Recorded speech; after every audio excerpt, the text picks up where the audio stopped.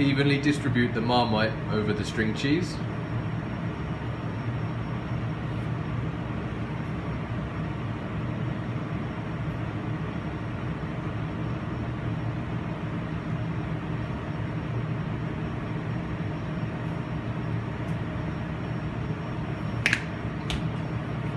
Using a blue brush, dab the edges with water.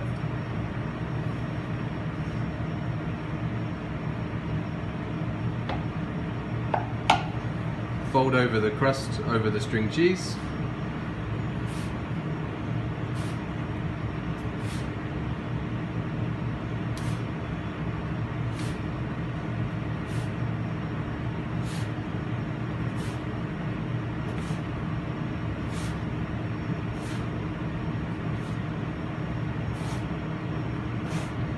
Using the heavy docker, flatten the edges to bond with the base.